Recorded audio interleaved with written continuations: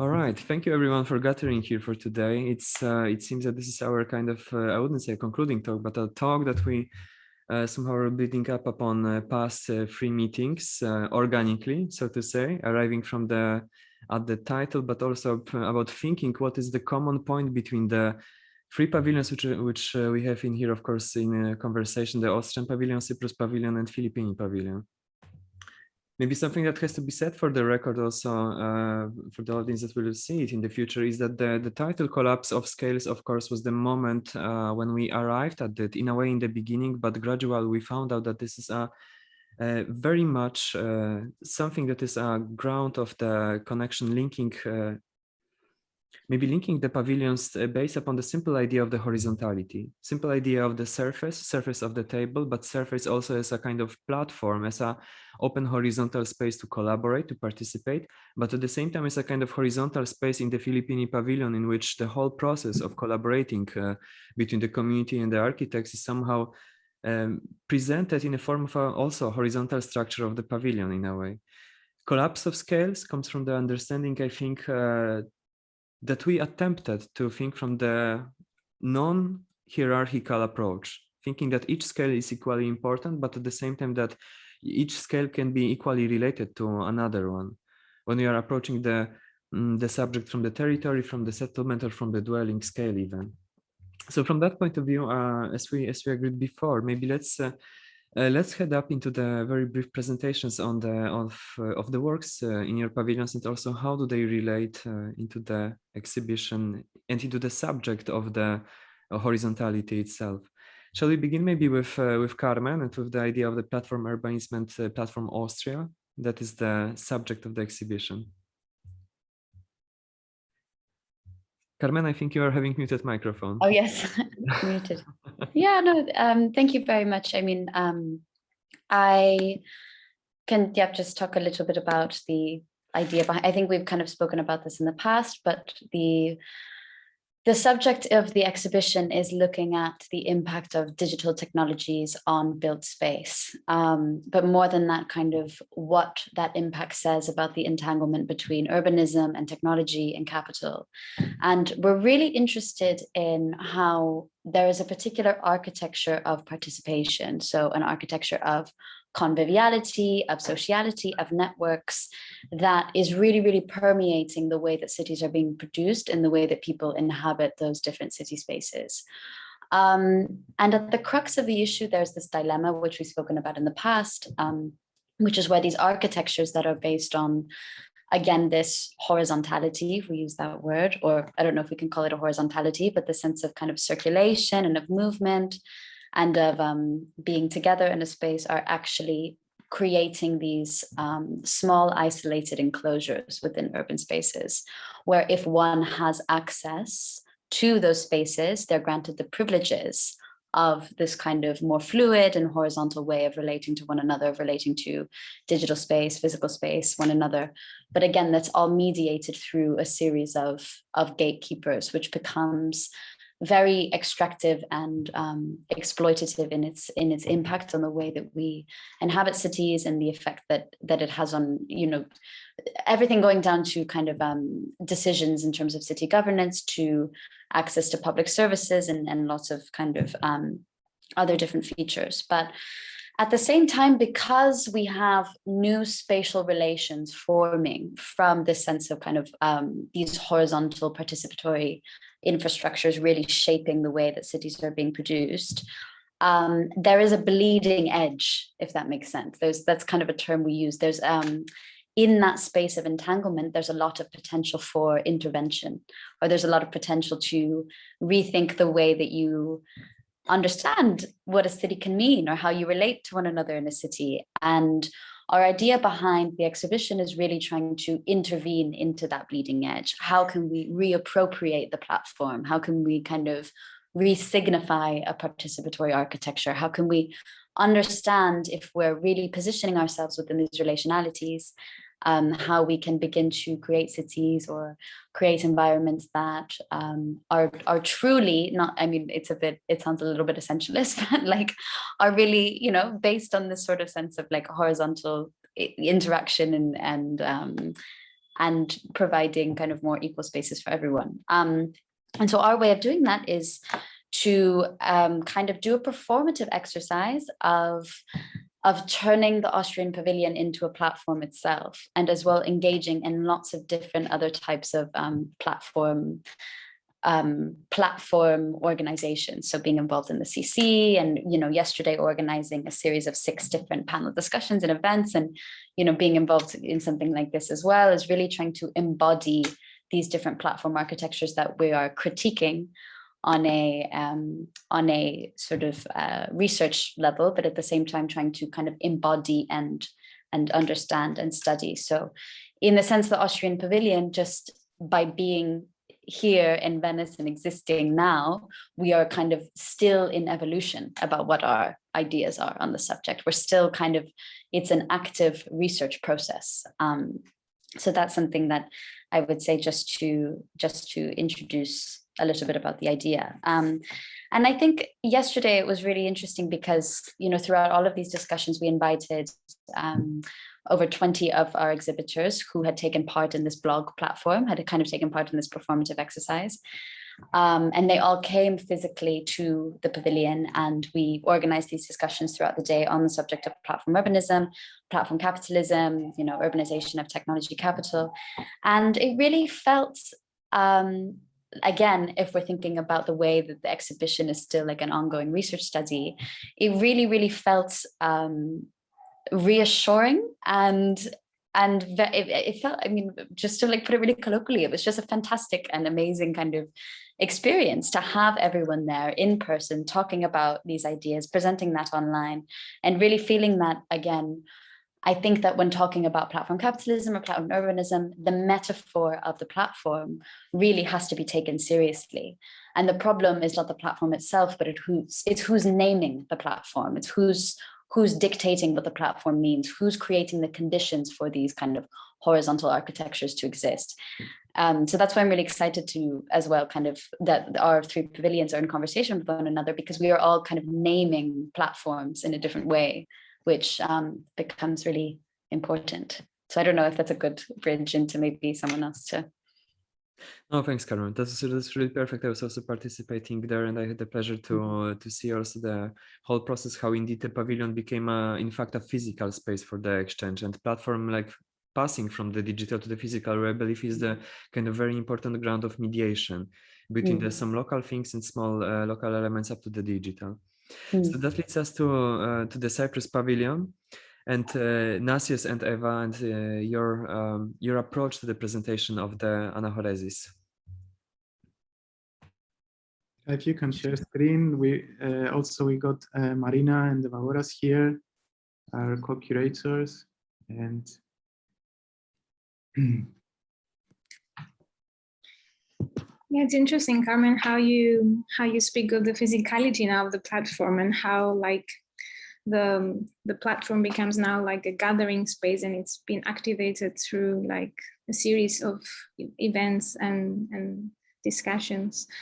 In the case of the anahoresis project, we wanted to explore distancing, whether it is enforced or voluntary, and how distancing can become a paradigm for exploring new forms of socialities and gathering spaces.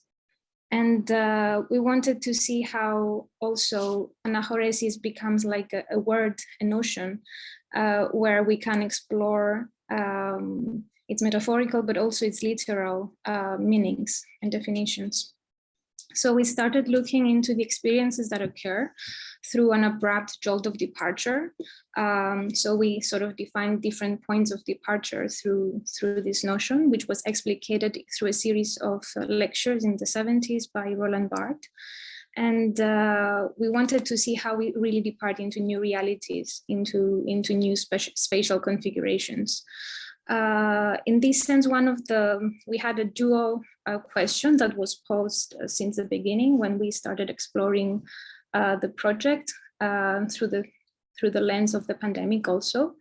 So in a way, it was sort of an opportunity for us to view the domestic landscape and the interior living through urbanism in the interior on the one hand, and sort of understand our micro scales and our cities, and making like more like public space and a more intimate and human space on the other hand. And here is another photograph of about us to explore.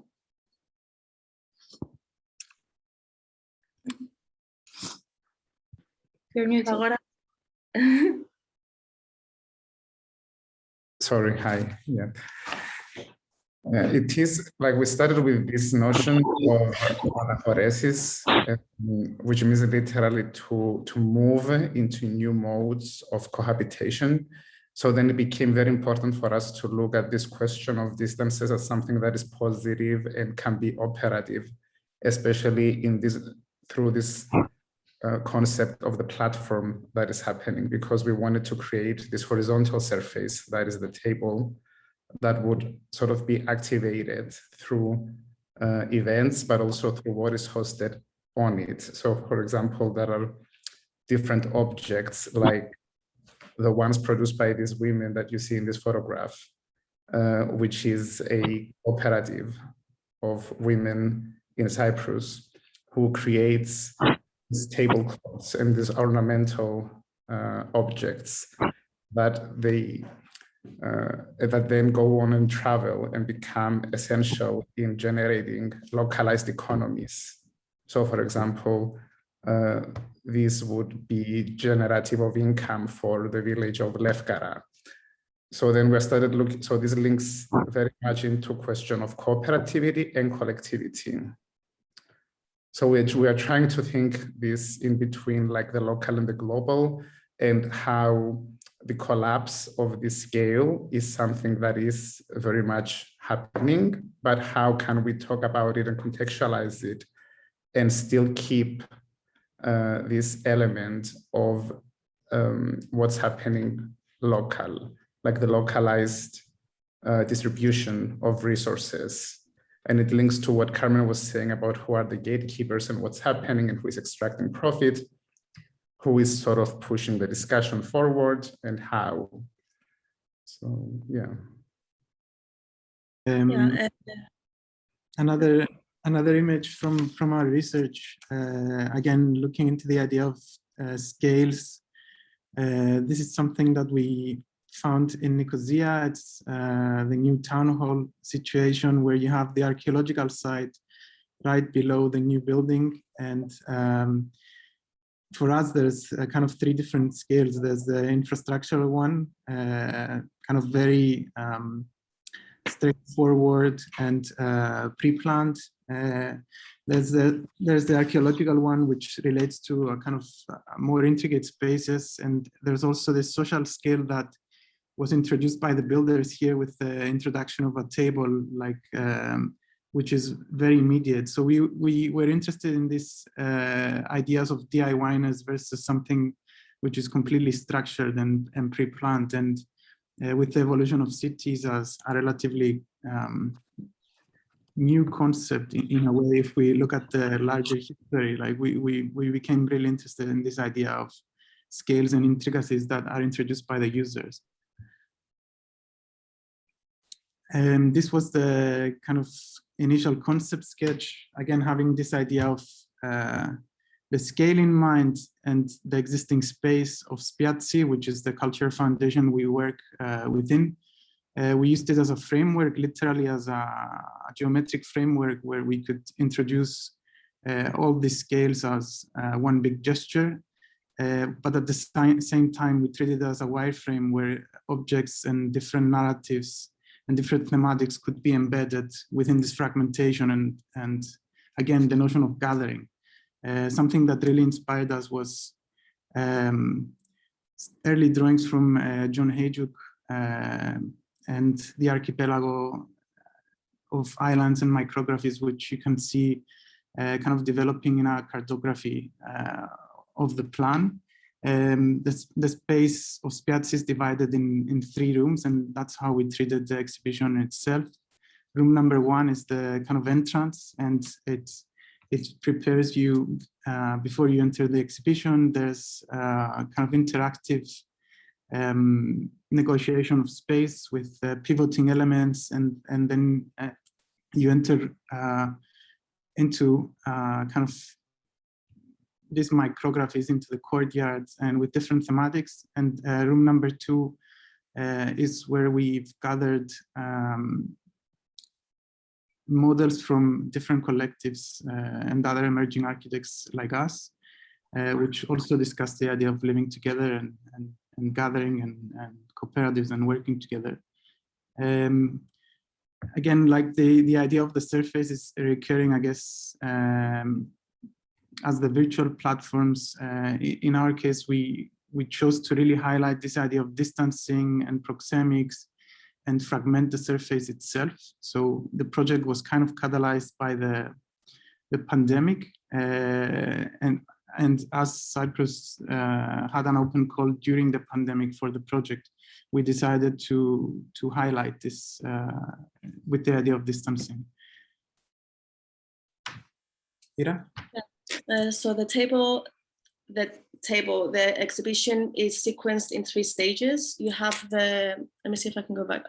You have the legs, which is the 1 layer of the exhibition. You have the tabletops, which is the 2nd layer. And you have the objects which are embedded on the table, which is the 3rd layer. So with the legs or the piling, obviously they're the support structures of the table, but it also, for us, it became an opportunity to look at, well, basically they showcase the raw materialities of Cyprus, and we started a research on this for the lasted, I think, a year and a half, where we looked into the natural kind of soils of Cyprus, from the coast to the plain to the mountain. Obviously, you have the copper and iron kind of deposits and the natural pigments that come out of the soil. And for us, the reason that this came about is, so Cyprus is a very small island with a lot of politics, and usually it's depicted outwards towards the world in a very nostalgic almost way, or it can either be through the lens of tourism with the sandy beaches, or through the kind of political situation, which is the buffer zone. But if you take all that away, I think everyone who lives or has lived in Cyprus, whether that be the north or the south, we all relate to the island through the place in itself, like the materiality, the raw materiality of the island. And this is the kind of commentary that we wanted to make. The tabletops, visually, kind of the design of the table references the proto-settlements of Hierogydia, which are these, it traces these circular forms of the language for collective living. But also, like Nasios said previously, it was the beginning of COVID, and we were looking at proxemics, the distancing directive of the 2 meters, the personal space, the public space, how that starts to become emphasized. And then the objects that are embedded on the table, we call them activators, because for us, it was important that the table, it wasn't just a piece that was showcased. As mentioned previously, there were events happening in the space before. There was a community already there. And we wanted the table to be activated for people to spend time in the pavilion. So the objects are divided into 3 sub-categories. You have the infrastructure, we call it, where you can just plug in your computer or your phone and stay there and work. You have the play, the element of play, which are the games of table or puzzle, with a kind of this element of chance and interaction. And then you have the category of craft, which is like these vestigial objects, which reference this kind of collectivity of the cooperatives that Marina was mentioning before, of people coming together to create these kind of socially sustainable economies of making. Like, for example, the Kuposanido, where people used to come together with the neighborhood to make the bread and share the oven. We have a couple of photographs which showcase the architecture of the table. And yeah, I think there's also a lot of things to talk about and kind of unpack from the objects, but I guess someone could visit our website or our Instagram account and find out more. These are some more photographs from the contributors projects exhibited in this kind of circular typology, again, re-highlighting the idea of gathering together. Thank you. Thank you. No, thank you very much, all four of you, for this brilliant explanation about the complexity of the project. I believe that the catalog is also a fantastic element that helps to somehow unpack precisely like all the details about each object that is up there, about its somehow history, and maybe the way that it is rooted in the local culture. And somehow this, I think, helps also to understand the importance of the local cultures, which I believe for you also made a point in this presentation. So that somehow maybe the aspect of the local cultures also leads us to Alex and Sudar and their work in the Philippine Pavilion with the traditions of Bayanihan and Dugniet. So Alex, Sudar, I'm passing to you now. Yeah, so thank you so much. It's so nice to be here, talk to everyone. Well, I mean, this cultural tradition, which is the topic, we're looking at mutual support in the Philippine Pavilion, which is a kind of platform also where people meet. It's been practiced throughout centuries. It predates market economy. It's been a way for people to organize themselves in the face of disasters or even just in the everyday life. But there's a bit of an organizational structure to it. But what's really interesting us is a little bit how these traditions exist with different names in different cultures, and also kind of expressed in certain ways that although they're not always the same, there is something that's very similar across these traditions. And that's what we're trying to understand, is how can these traditions, or what is it that we share across cultures, and how can this inform the way we create architecture?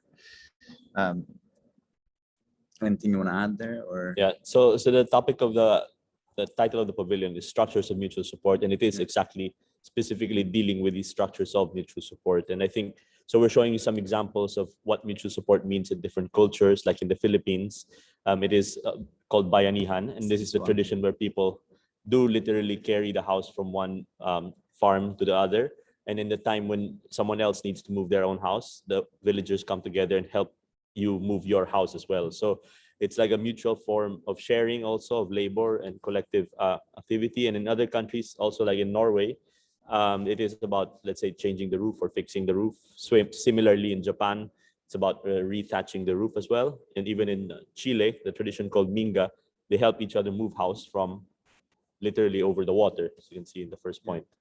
So we are exploring how these traditions have same principles together, and how these principles can inform the way that we build together. Because we really think, like the question, how we live together, it is also a question of how we can build together. And these traditions are like ways of building together that have already existed, and it might serve as a way for us to kind of rethink and learn from, so that we can build together differently in the future.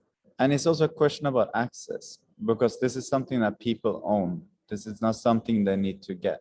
This is some people practice this in the everyday, and it's just a matter of actually building that social currency together, and organizing around that shared purpose to be able to do this. There's and then throughout history, I think that has been kind of also a way to kind of oppose more formalized structures where there are power structures that wouldn't grant you access. So by organizing, you can kind of break those kind of barriers. This is kind of what we're interested in a way. No? Yeah. So I can stop sharing. You want to add? Yeah, I'd just like to add also. I mean, obviously this all sounds quite nice and like romantic in a sense, but there is also this other aspect to it, which is the way that the governments do co-opt these powers or these traditions for their own needs, in order to either one, abdicate responsibility, and also two, to actually get people to do things as a form of kind of coercion of the people, in a sense, like appeal to that sense of bayanihan, or appeal to the sense of mutual responsibility, so that they wouldn't need to provide the services that they are required to do so. So as we've seen in the pandemic, the name of the law which grants the government its power, at least in the Philippines, uses the term specifically bayanihan, they call it the Bayanihan to Kill as One Act. And this law grants the government so much power that is now so difficult to remove, because they have enforced the way to lock down people at home and have given them power to kind of use police force to be able to enforce these lockdowns. So in a way, they're appealing to the nature of people to say that, hey, everyone needs to do their part to contribute, but also suddenly sneak in this power that they were not easily granted before. Similarly, in Norway, also we've been our very conservative government is trying to kind of use Dugnad to get people to agree to incentives and changes that somehow benefits the upper percentage of income earners in Norway. But so these are important traditions that people practice, but they can be co-opted. So we think it's really important to talk about these kind of platforms to work together in a critical way, so they don't become also tools to control ourselves, right? Yeah. So anyway, so for the Philippine Pavilion, this is something that we've been exploring for about 12 years now, right? So we've been doing this in different countries and through different traditions in Norway, Philippines, Vietnam, and Brazil. And Brazil. And for this project, for the Biennale, we've actually teamed up with a community in the Philippines to practice this tradition, to discuss it, and to make something that becomes relevant for the community that we worked with. And over a series of workshops through this tradition, we kind of identified collectively at the year before the Biennale a program that we designed and built in the Philippines. It was shipped over here. And after the Biennale, this building will then go back again to So it's like to share it with you. So this is the library and that conflict mediation space that we designed and built with the community. And as Alex was saying, it will be dismantled and shipped back also to the Philippines to become permanently part of the community. So what is important here is that I think it was about for us to try and create a platform by which we could design and build something together. So in the sense of horizontality, I think it makes sense because typically people think that the expert or like the architects or the people who are with the knowledge are the ones kind of dictating things for the community. Where in this sense, we're trying to we need to create.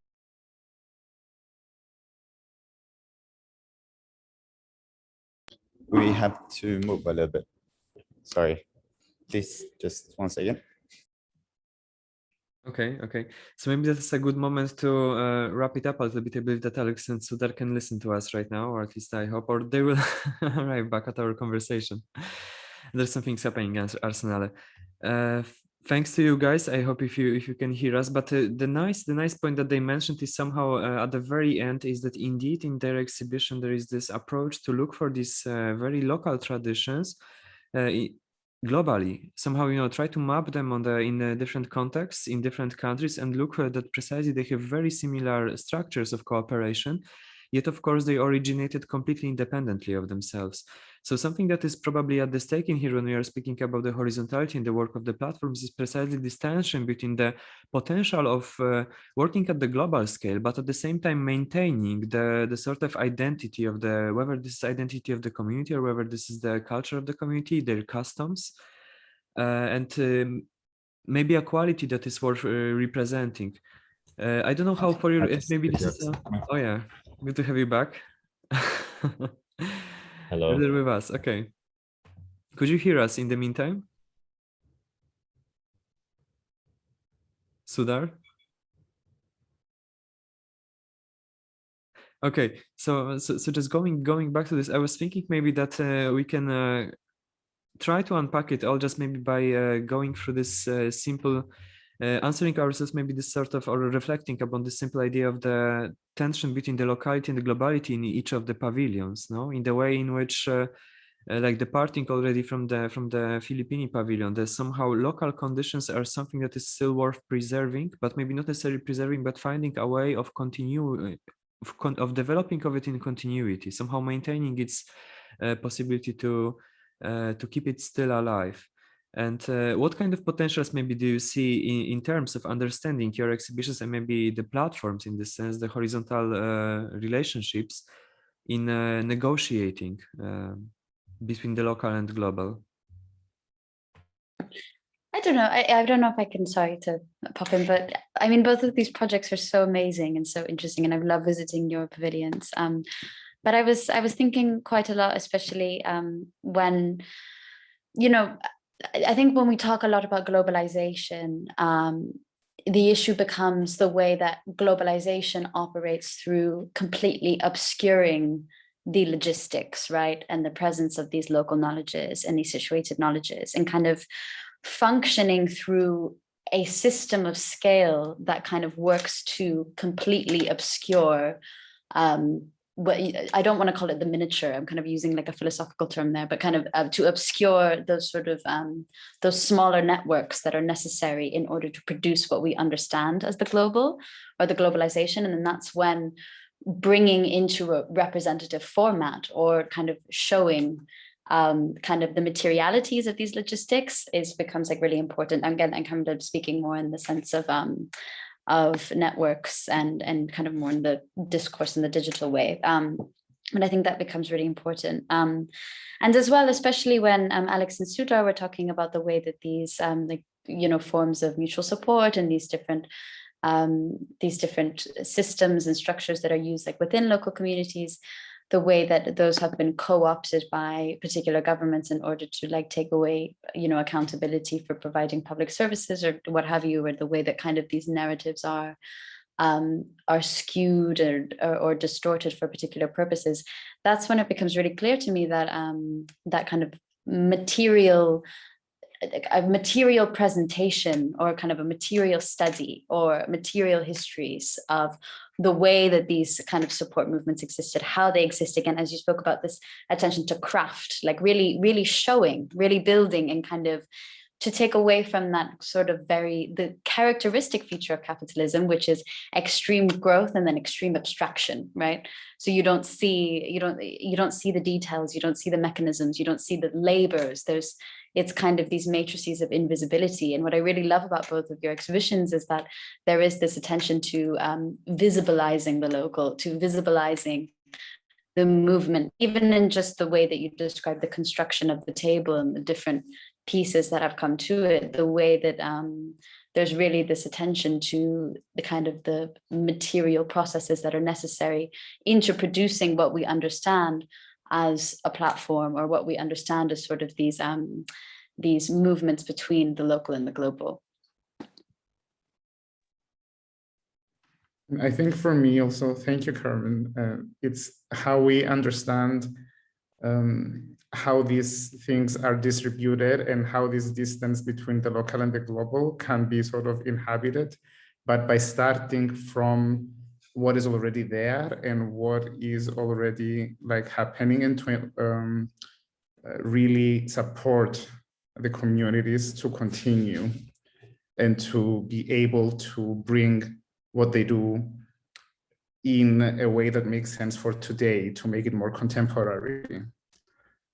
So yeah, for us, it was like looking at this, how to inhabit this bridge, like between the past and the present, and how to try to promote the visibility for what is there and how it can sort of continue. It's also really interesting that, I mean, all the conversations we're having are on the global scale, the conferences like COP26 and other bigger kind of initiatives are global movements, but and we also need to comply to the regulation, the framework that is applied on us as architects. But again, what is really interesting is that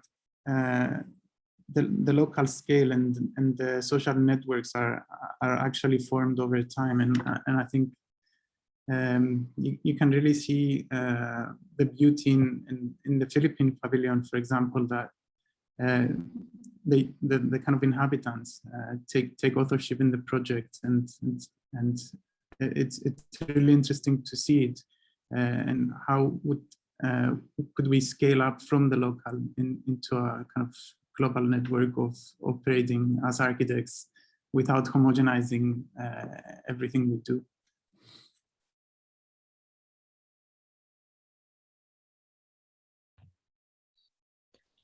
I don't know. I think all one has to do really is to take it even within this kind of homogenization that is kind of more regimented and usually more planned across the city.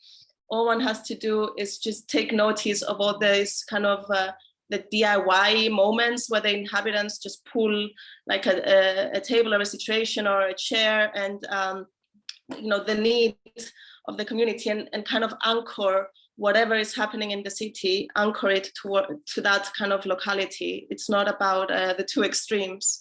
It's, yeah, like Avagoras was saying, how do you inhabit that space between them? Sudar and Alex, any thoughts about it? This mediation also? Mm-hmm. Yeah, I think in our case, what we really found is you know, helpful. Like you're saying, you kind of need. Sorry, we got kicked out of our pavilion. Some people had to visit again, so we had to move out. Sorry.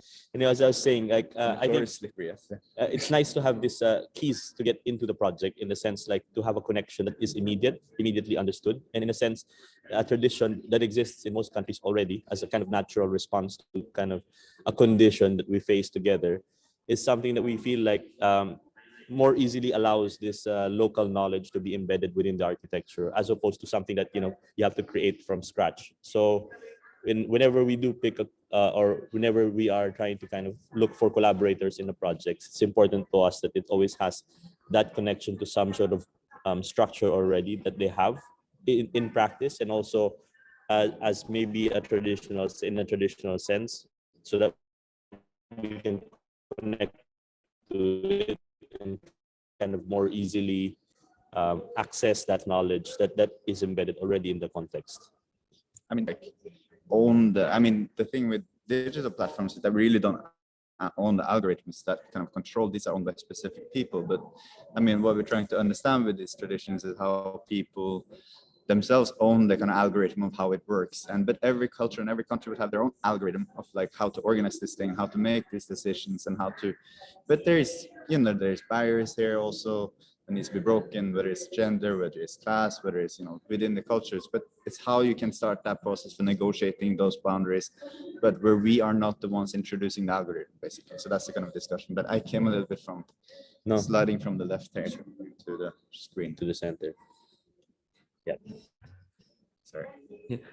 During actually this exchange, I was thinking also about the fact that, of course, we are still speaking about the communities, and communities used to have their scale.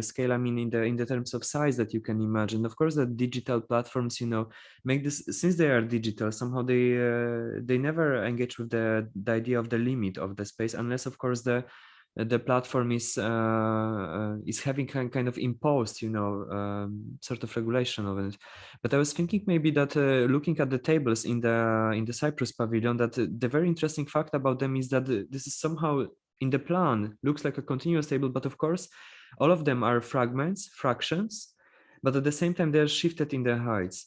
And I was thinking if this idea to represent it somehow in this way as a kind of surface which is fragmented in a way, but surface which also marks their own somehow point of reference, is it also the idea to somehow resemble the scale of the community, that somehow they have the line of the connection, there is a friction between them, but at the same time it's a way to somehow exemplify that there needs to be a sort of differentiation to maintain the, I don't know whether it's identity or a scale in a sense of presence of the number of let's say people limit, you know.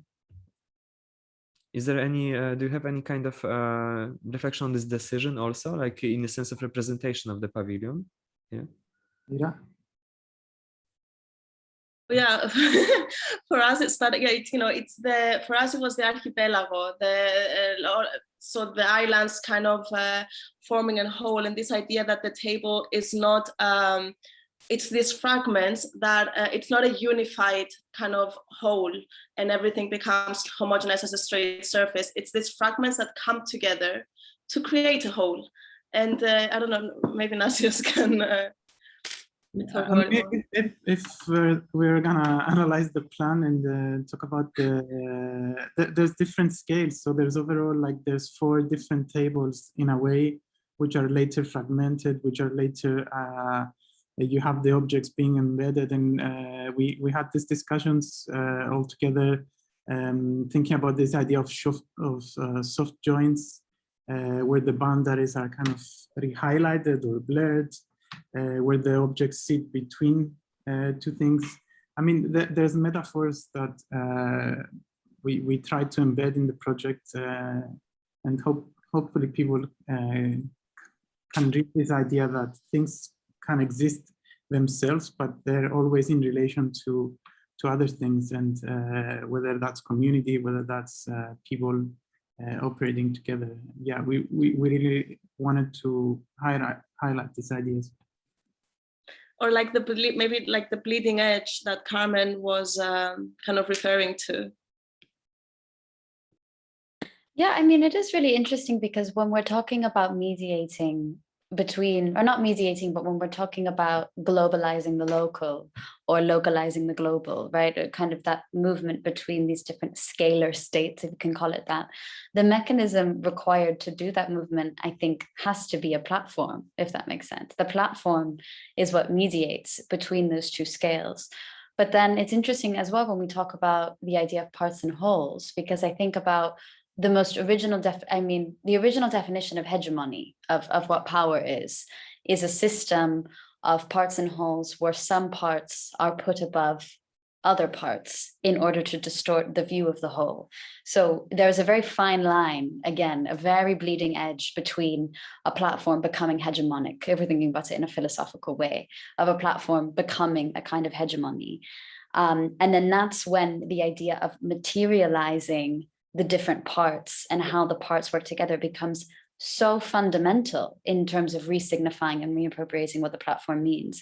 And that's why, like, for instance, in our exhibition, I realized I showed no images of our exhibition, which I would like to do if it's possible, because I didn't, but in, let me see if I can, how do I share my screen? Can I? Yeah, I think I can. Yeah, you can, definitely. Yeah?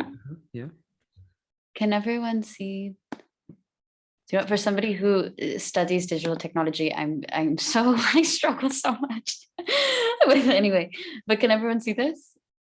Yeah, it's yeah. easy. So this is in one of the rooms of our pavilion where we have one of our collages, and I mean, I felt really excited, Rafa, when you mentioned the layers of the table in the Cyprus pavilion, because I'd never made this connection. But one of the reasons that we use the format of collage was we really wanted to draw emphasis again on this ambiguous space, on this bleeding edge between homogeny, right? Homogeneous aesthetic, if that makes sense. The fact that images can be layered on top of one another and it kind of all looks the same in a way, because they sort of are layered in this particular way, whilst at the same time kind of showing this sense of the micro, which helps form a sense of the macro, which again is kind of theoretically one of the main sort of issues of our exhibition. So in these different collages, what we did is we took over 4,000 different images of the platform city all around the world. So we went to 15 different cities and we're taking different images of co-working environments, Box Park, London. We were going, we were kind of traveling all around and trying to find this kind of representation of what the platform is. And then we layered these images on top of one another and kind of created this sort of archiscape of what the platform means. And in this image, this is what we call the off stage of platform urbanism. So these are all of the logistics and all of the spaces that exist in order to produce the platform city. So these are like the lines, the production lines of shipping containers, and the the laborers who have to transport the e-scooters. I don't know if you can really see properly, all of the distribution centers, the data centers. So this is kind of the platform world that is curated in order not to be seen. And we really wanted to use collage because collage really emphasizes this, again, the sense, the fundamental question, which is scale and which is kind of the balance between these different logistics. And then on the other side, wait, let me see if I can do this properly. Sorry, I'll just show one more and then I want to open it up again to everyone else. Okay, yeah.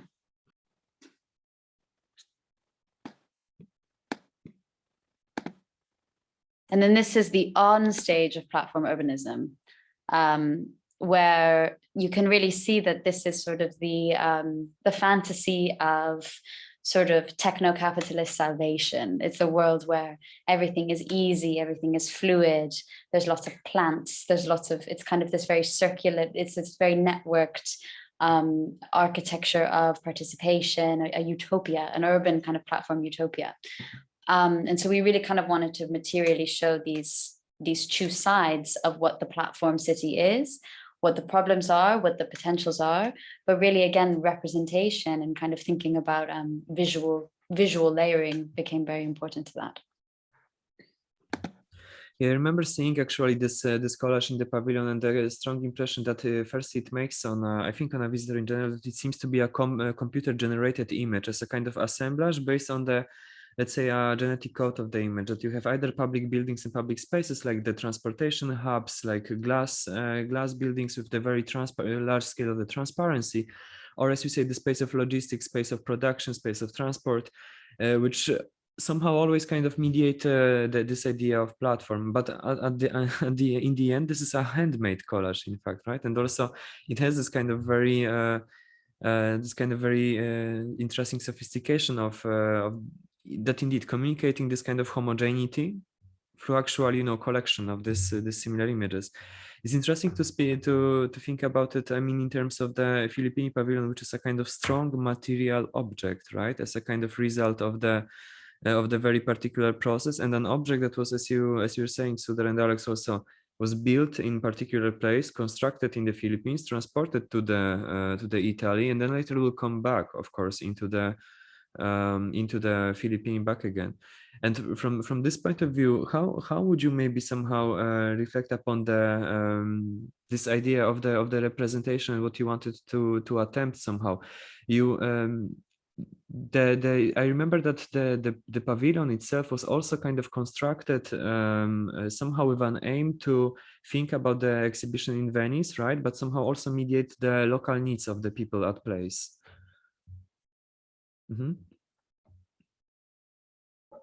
Yeah, that's true. Exactly right, Rafał. I think what we're really trying to do is that it's about kind of sharing the knowledge and also sharing the context of where this exhibition was going to be created. So at the start of our collaboration, it was very clear that this project was going to be for both the context of the site and also the context in Venice. So we shared with them, the whole theme of the exhibition, what the Biennale is, where it will be, who Hashim is, and what the topic was. And then we are actually also collaborating on this idea. And so they understood what the Biennale is now and what the space will be. So they knew that this building, whatever was going to be created, was also going to exist within the limits of this building, of the space, and also the constraints of the shipping costs and then the shipping method and the assembly and disassembly. So it was just about like sharing that in a clear way, that then the people in the community were all on the same page, and as with us, that we all were designing it for both contexts. And I think the value of creating the platform then is for this creating that space for the sharing of that knowledge. And I think that's how we can really design together and not just say that we're creating the frame only for the design. And in a sense, it's really co-designed. But also what's interesting if you talk about the Biennale as a platform, as a cultural platform, to talk about potentials and solutions and opportunities. And, these are actually really, really important places where we should also bring in other people to be part of that discussion, because it shapes the discussion so much. Working with the community in Philippines, talking about how will we live together, like it's, at the end of the day, we all ask these questions, but within this kind of cultural context, I think it really opens up this kind of solution solving, we look at alternatives. We don't need to look at the pragmatics of it. So it's also an interesting kind of twist of perspective. Yeah. And in terms of representation, I think what we really try to do is to allow the space for people to be able to even talk about the project on their own terms. So even like, for example, just at the opening, it was important for us that everyone was able to get a chance to speak about the project in the way that they saw it. So we had, I mean, ideally they would have been here for the opening, but the COVID That was the plan. that was really the plan. And four members from the community were supposed to come over and say their opening remarks also for the pavilion, but unfortunately we just had to do it by, you know, like the Zoom recording. And then still, at least we get multiple perspectives of the same process, of the same object we're creating together. And I think that diversity or that plurality is as much as we can hope for, really, in terms of how we can represent different voices in the architecture or in the process. But in the Cyprus pavilion, you also had a meal, right? You were making food, and you were practicing this pavilion. You were using it. You were celebrating. You were creating these real meetings. And I think this is kind of what this really is about. You know, it's using this Biennale and our exhibitions as platforms also for this, you know, discussion. So if it wasn't for COVID, our intention was to completely kind of open up the space to as many people, even the other pavilions, to just use it. We wanted it to be busy all the time, because after all, we had created a table. But yeah, there were events taking place in the Spiazzi before that are still kind of taking place now. Every opportunity we had, even during COVID, we took it. I would like to return to the point that Carmen was talking about, and think possibly about like narratives of the periphery gathered in each of the pavilions that we are sort of explore here. On the one hand, we have the narratives coming from the Philippine pavilion, where we see these structures of mutual support, like as I understand them, like taking place in the peripheral areas of the country. And then on the other hand, like having all these data relations stored in a peripheral areas again, where like the clouds exist in physical form, and where we have, I mean, these data relations sort of stored and archived. And on the other hand, with our pavilion, where we gathered all the narratives and stories of individuals, but also collectives and cooperatives, in order to reimagine and re-envision future spaces for being together and working together. And I don't know, what would you like to sort of reflect on the notion of periphery, for example, and like thinking within the context of the center, which is the biennial, and how we sort of explore this notion through that. I mean, I think also the idea of periphery is someone defining something as a periphery. But I mean, I grew up in, you know, not in the capital of Norway. I grew up in the rural parts, and to me, that was pretty much the center of the world for a long time. It's just that from the perspective of those in the capital, it's the periphery. So, I mean, I think it's really about re-centering, you know, the center of the world to the places actually where people live, rather than those that control and manipulate people. But in the other sense, so we're from the Philippines, and so in the sense, I would say that any country in Europe is the center and the Philippines is the periphery. So there's scales of peripheries, right? You're the center and I am the periphery. But we're the center, so that's the thing. Yeah. No, but I'm from Manila, so I'm also the center relative to when people say they are from the province and they feel like they're the periphery and I am the center. So there are relationships also in that we, you know, maybe have to be aware of, at least, so we can, you know, kind of mediate somehow. Yeah, so in a way, I think there's so many layers of peripheries and centers, and we kind of need to kind of have that discussions, I think, constantly. For us, a metaphor that we were returning to was really like every center a periphery, every periphery a center. I mean, if you see Cyprus geographically, it's really the center with its neighboring countries in the Middle East. But then in relation to Europe, I mean, we're really afar. But then how the center and periphery shifts constantly in order to define identity and like a sense of belonging, really. Yeah. It's also what Rafał was mentioning in the very beginning about the horizontality, I think, how we kind of picture these relationships being hierarchical, but actually it's what Rafał was saying, if you affect one, it affects the rest. So really, it's a horizontal kind of relationship, and the more we start to put that in our vocabulary, the more we will start to respond to it, right? Yes, that's very true. I remember this this initial conversation that we had up there. Of course, in case of Polish Pavilion, for instance, this also came up as an aspect deriving from the relations of the central to the periphery. But here, central and periphery being geographic, but at the same time thematic. Thinking of the countryside as neglected subject, marginalized subject, with instantly in the debates and the architectural culture became a sort of periphery. So even the aspect of, you know, like mediating what is center, what is periphery, just for a change of perspective, allowed us also to rethink it in the terms of the scales. And of course, the collapse of the scales leads us to this sort of horizontal relationship between the particular, you know, we call them, I was actually thinking for a moment how to call it, because we are used to call them spatialities, not necessarily scales, because it's hard to somehow, within the, for instance, the landscape of the countryside, to give a proper distinction where one scale ends and where the other begins in terms of this kind of architecturally classically defined scales. That's why thinking about them, for instance, in terms of architecture, it's like territory, settlement, and building as a kind of simplification for thinking about them. But returning to the idea of the periphery and the center, maybe this is also the point. Like, from which point of view did you notice within your exhibitions that there is a need to strengthen the peripheral subjects and peripheral themes precisely by the pavilions as a tools to exhibit and as a tools to somehow underline something that is not mentioned in the debates, maybe neglected in the debates? I don't know. I think it sort of becomes a methodological question. I think it was really interesting, Alex, what you were saying about it's who defines what is the periphery.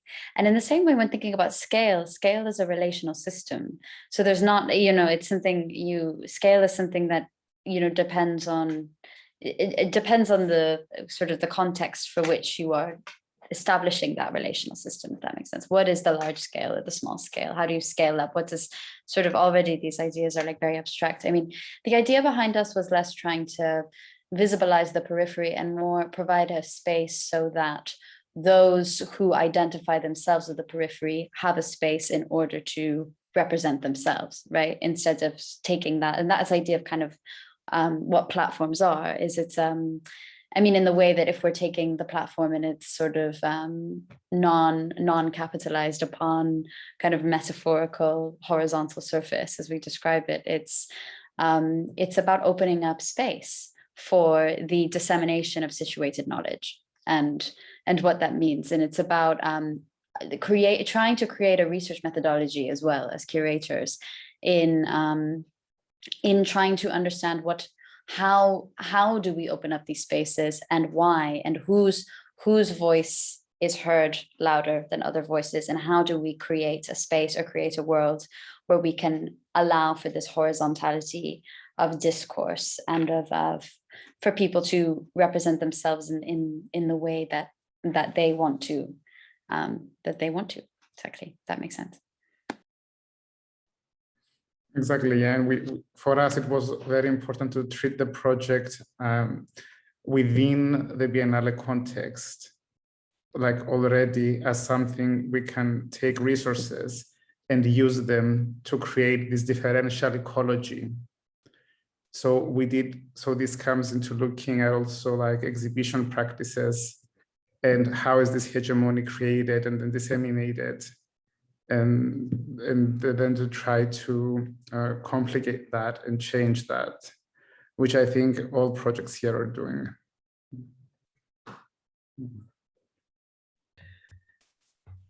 Maybe coming up, I know, Alex, if you want to add something to that. No, go on. Okay. Maybe coming to a slow closure of the discussion, I was thinking about the aspect that probably, especially as you just mentioned right now, also Evagoras, within the context of the Biennale, I noticed that all the three exhibitions in the conversation are not very much, are not at all, and highlighting any kind of showcase like aspects for architecture, but rather a kind of phenomena of community in collaboration somehow. And I don't know if this is also came up to your observation that I would say that even most of the exhibitions at this year Biennale are not attempting to showcase the architectures or the examples, but rather strengthen the idea of the collaborations and network relationships between the communities. And as it seems as if this was somehow, I don't know whether only now in the year, but the context of the pandemic has even more stressed the urgency to think and to maybe rethink this kind of social relations. And maybe from that point of view, do you think that this is precisely like maybe the urgency of the time that we are in, that that basically the pavilions are somehow without being later referring one to another, somehow are still reflecting about these subjects today? And how do you think that your exhibitions somehow would like to maybe push further this subject, or ask a particular questions in the local context, maybe even?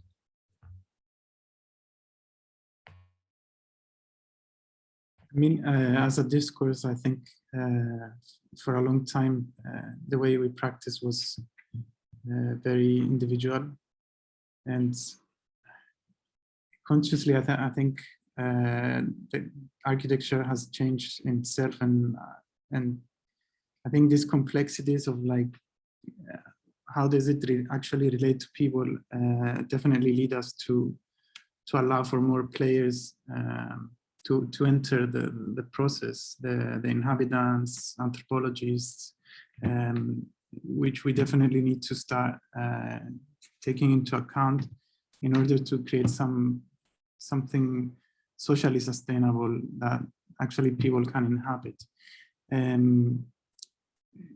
I don't know, there's a lot of conversations in the way that projects are being developed on urban scales, big developers owning land and coming up with schemes which really influence cities. But I think the importance of re-highlighting this idea of including a kind of bottom-up approach, it's very important. I know it might sound as a cliche, but definitely allowing more people into the process without saying, okay, they're experts in this and that, but actually allowing the architecture to form from these collaborations or discussions, relations. I think it's the way to go forward.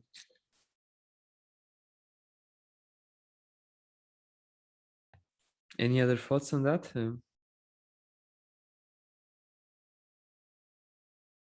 I agree. I think it's a great point. Yeah, I think that was some. Yeah. All right. So thanks very much for meeting up today and for actually continuing the conversation, keeping it alive. So that's it. I will be stopping recording for now, maybe. Thank you all for the meeting. Thank you for having me. Thanks a lot. Thank you.